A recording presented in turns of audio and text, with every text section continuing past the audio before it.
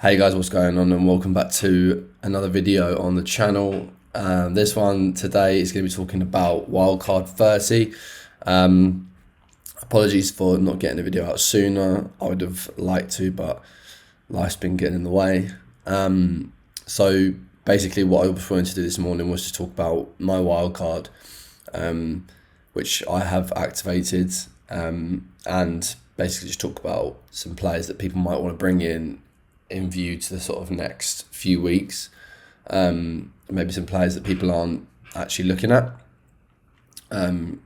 or just, taking a bit of a deep dive ahead of the deadline tonight, and then discussing what I'm going to do. So that's really just the vibe of this video. If you want to just have something on the background, something chill to sit and listen to, some yap about FPL players, then this video is for you. If you want something more structured, then I'll probably come back later this week to give my thoughts ahead of the next deadline.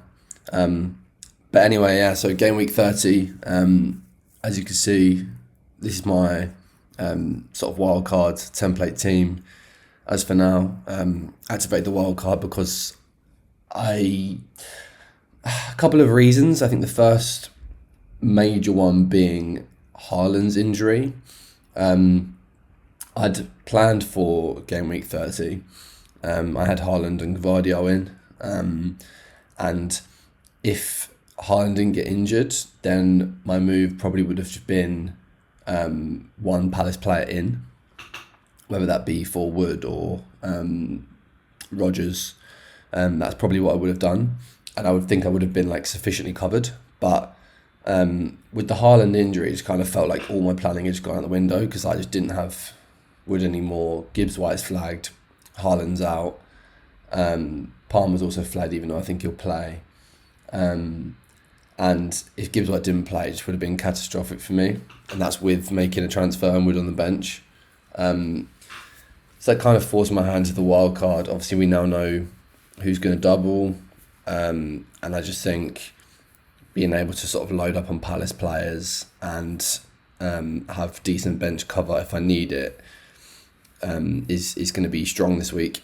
And I don't want to take another sort of poor week. I want to sort of keep up the pace. So this is what we've gone with, at least for now. And we'll go through some potential options after. But just to run you guys through the team. Raya in goal. Gvardiol, Munoz, Gabriel, Salah, Sarr, Foden, Kluivert, Marmoush, Mateta and Isak. With Areola, Rodgers, Livramento and Wan-Bissaka on the bench. I think a lot of this team is reasonably obvious. I think double Arsenal defence, with their double coming up, there really aren't too many forward positions that we want to be targeting from them. But double Arsenal leaves the door open for Bukayo Saka, should we want him. I've got Triple City. Triple City is kind of it's a difficult one because we know that they're going to double, but who's even going to be playing for City by that point? Obviously, with the way Pep Guardiola rotates his team, it's difficult to forward plan. But with Haaland being out potentially for the rest of the season, I think it changes probably how he's going to have to approach games. And if Marmoush is going to play centrally in that sort of striker role, then I do kind of think that Foden is going to be probably playing most games. For me, I know that you've got Grealish on the left, Doku on the left who could play, and then he likes to sort of persist with Bernardo Silva, and then you've got Gundogan and Kovacic occupying those other central midfield spots, plus De Bruyne too. But he hasn't really relied on De Bruyne all year. And to be honest with you, if Foden plays this next game against Leicester and does really well, then I just won't care, because even if he gets dropped for the next two, I'll just sell him. I'll just sell him to Saka or something, or I don't need to keep him in the team. But I just think the Leicester fixture is just so good. Why would you not have him? He might force you into another transfer and you can go a bit safer, but Leicester are awful, and I just think they're just going to get outballed, to be honest, just like outskilled. I know Haaland's not playing, but City have got some great players, and I think they're going to have their way with Leicester, to be honest. So I want to get as much coverage from that as possible, and I don't really trust Savinho to get amongst it. I think he's looked good, but I'm just not sure the output's quite there, maybe from what I originally thought might be, after watching him for a couple of games. So Foden's probably my roguest pick out of all of these, but I think I like it for this week. Triple Palace, I think every single person wildcarding will have Triple Palace, and it's just about which way you go. Sarr is 100% in there. I think he is the player that will get in behind, make those runs, probably more likely to get on the end of a chance. And given their fixtures, I think he could be one that ends up getting the majority of the big chances alongside Mateta. So he's also the cheapest. So he's a no-brainer. Munoz, I think most people know what he's about now. I personally think that he's worth it, even as a defender who has tough fixtures to keep clean sheets in. I think he has almost equal attacking threat to some of the forward players sometimes when you watch. So coupling that with his potential at any type of clean sheet and the extra points for a goal, I think make him a really good pick. And then, to be honest, the next one is I think it's a bit of a toss-up, like Mateta and Eze. I think Mateta pre-injury would be a no-brainer. But I have seen strikers in the past sort of have a little bit of a drop-off when they take a bad injury like that. So it really sort of could go either way with him. He could sort of easily re-find his confidence. Maybe he slots one early against Southampton and then he starts to look good again. Or maybe he misses a chance. He's not quite going for those 50-50s like he would before and getting up for the ball. So Eze's banging form, and he could be just a really solid pick. And he has great haul potential. Before this game week, I think he was getting the majority of assists for Mateta's goals, and now he's cropping up with goals of his own for England and in the FA Cup. So that could be one that changes for me. And then moving on from Palace, we've got a couple of usual suspects that probably don't really need to be spoken about too much. Mohamed Salah. I think now that Haaland's out, it's kind of made the game a little bit boring.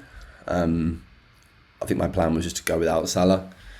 I didn't really think I'd captain him in too many weeks, and I was willing to not captain him this week. I was going to captain Haaland. But now that I don't have Haaland, there's money to be spent. So I think Salah stays in. Why not, right? There's no need to take on unnecessary risk. Well, I'm not sure whether I'll captain him this week. I probably will now, just because I trust Marmoush less than Haaland, especially with his sort of freshness to the league and minutes risk. But yeah, it's obvious why he goes in. And then Kluivert, just think it's a really good fixture, and he's just such a good player. He's just in every position that you want him to be. He takes corners, free kicks, penalties. The guy's just everywhere. So I think for me, he's an instant pick. And I kind of want to keep him going forward. I think he's probably going to end up he's the only one that won't double in 33. But he's just a really solid player and someone I think that you can rely on. So I'm happy keeping him in. And then, up top, we didn't really speak about Marmoush, but Marmoush, I think it's just a no-brainer, isn't it? 7 mil, City forward, gonna play, looks great, to be honest. I've said in the past that I really liked him, and if I knew that he was going to start against Brighton, I probably would have picked him. I just think he looks really good, and he's a captaincy choice for this week. And then Isak, again, just no brainer. Like, double coming up. Great fixture next week, I think, against Leicester. So, you know, you're just going to keep him in. And then on the bench, I think the bench is probably the most interesting part of this wild card for a lot of people, because it's like, how much do you forward plan? How much do you try and think about your bench boost? Or how much do you sort of try and pad out your starting 11? I think for me, it's a mix of both. I definitely intend on making a few transfers between now and 33. But I like this bench anyway, because I think it gives me enough to bench boost in 33 with no transfers. And I can show you guys that in the next slide. So going over to FPL team, and obviously this is what my team looks like for this week with the wildcard draft. I'm basically just taking this team forward. As you can see, I've got 1.3 in the bank, so that gives me a little bit of flexibility with transfers that I might want to make, especially looking towards game week 30, where it might be possible to bring in a player like Gordon for Clivert, or someone like Foden if I'm just not happy with him. But ultimately what this does, if we toggle the projected fixtures, you can see now that for game week 33, this is what the situation looks like, and this would be my bench boost team. So I would have Rodgers with his double, and then I would have double West Ham defence, which, to be honest, I quite like. I just think Southampton at home is the best fixture on paper. I think I trust the West Ham defence. Like we've seen recently, they kept clean sheets against Arsenal. I think Wan-Bissaka's got a little bit of attacking potential, not much, but a little. You could easily just change him out to like a Kilman or a Todibo if you need to save a bit of money. And then Livramento would be the other one. But what I'm likely going to do here, and this is going to depend on other moves, but he will be sold after his double. And the two moves that I would probably quite like to make would be Livramento to Saliba for the double, so that would give me triple Arsenal on the bench boost. And then the second one would be Isak to Watkins. So this would then be the team. Obviously, I'm 0.3 off in the bank there, so I can find the way to get that money.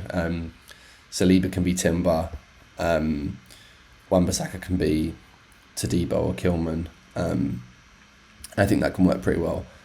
But then you just look at this team for 33 now, assuming that these are all the doubles, and it just looks ridiculously good.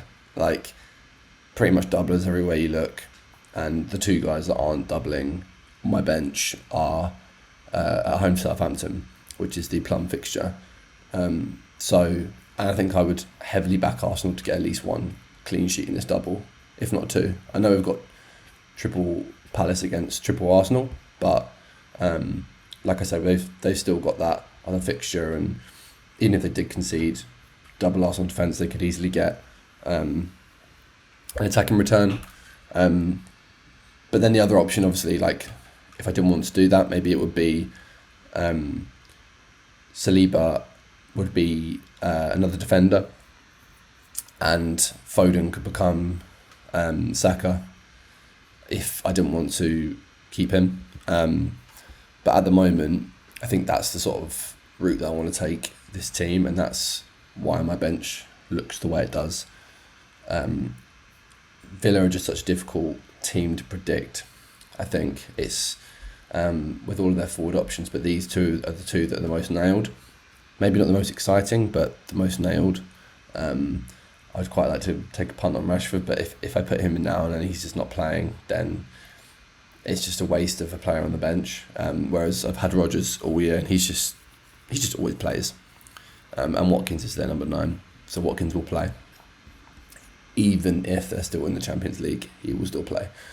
So that will be the plan for 33. Obviously, it looks good in 32 as well. Ideally, for this week, I would have another Newcastle player. I'm just sort of yet to decide who that might be. I'm not overly fussed about someone like Murphy, but Gordon is obviously probably the best option, and I might end up putting him in today and keep him on the bench, but we'll sort of wait to see what Eddie Howe says in his press conference. But yeah, the team looks pretty good, I think, like that. But going back to the wild card just for this week, the only other thing that I could potentially do, which I also quite like, would be Mateta out to Evan Nilsson and Cliver out to Eze. And this gives me like a little bit of extra money in the bank. And it's basically the same team. It's just sort of who you think is better out of those two players. That you're still getting one from Bournemouth, one from Palace. So it's just like a kind of a straight swap. I suppose you're losing a penalty taker is the downside. But you do gain some money. So this would make a Saka move easier if I wanted to do so. And it would still look sort of just as good on paper. Evan Nilsson would still be a good player to have on bench boost. But yeah, I think that's likely where the team's going to go. I'll probably do some moving around of the pieces throughout the day and see if I can sort of find anything else that looks better. But I think this is likely to be the squad, one of these two variations. But anyway, yeah, I hope you guys enjoyed this one. Let me know what you guys are doing this week, if you've got any other players that you think might be good picks, and hopefully we can get through some get some structured content out towards the end of this week before the next deadline. But yeah, good luck for this one, guys, and I will see you on the next one.